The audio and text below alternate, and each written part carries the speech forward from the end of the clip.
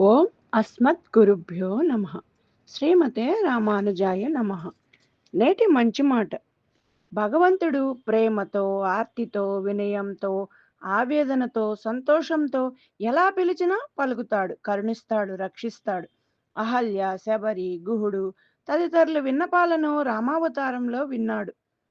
మధ్య వృక్షాలై పొమ్మని నారదుడు శాపం పొందిన కుబేరుని కుమారులను కృష్ణావతారంలో తన పాదస్పర్శతో శాప విముక్తుల్ని చేశాడు. తపస్సేసే భక్తులకు వరాలిచ్చే విషయంలో శివుడు, బ్రహ్మ పోటీ పడతారని పురాణాలు చెప్తున్నాయి. బ్రహ్మ కనీసం కొన్ని షరతులు పెట్టి వరాలను అనుగ్రహిస్తాడు.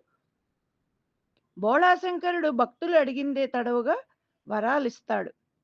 ఇంద్రుడి సూచన మేరకు భారత యుద్ధానికి ముందు అర్జునుడు శివుడి అనుగ్రహాన్ని పొందడానికి తీవ్రమైన తపస్సు చేస్తాడు.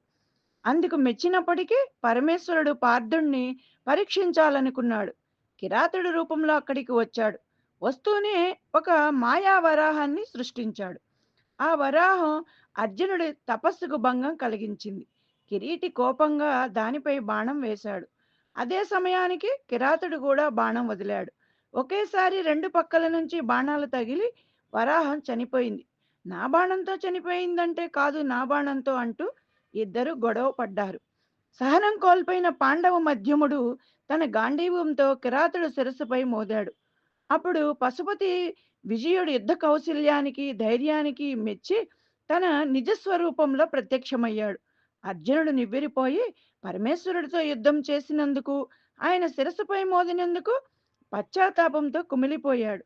చేసిన పొరపాటుకు పర్యవసానం ఏమవుతుందోనని భయకంపితుడయ్యాడు. పినాకపాణికి సాష్టాంగ ప్రణామాలు చేశాడు. తెలియక చేసిన అపరాధాలను మన్నించమని వేడుకున్నాడు.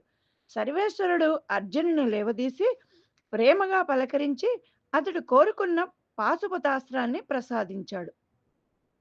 శత్రువుగానైనా నిరంతరం హరినామస్మరణ చేయడం వల్ల హిరణ్యకశిపుడికి తన ద్వారా మృత్యువుని, తద్వారా ముక్తిని ప్రసాదించిన దయాళువు శ్రీహరి. మనం అనుక్షణం భగవంతుడి నామస్మరణ, ఆయన ఇష్టమైన పనులు చేస్తుంటే ఆయన సదా మనల్ని రక్షిస్తాడు.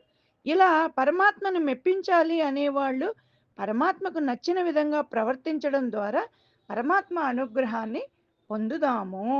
జై శ్రీమన్నారాయణ.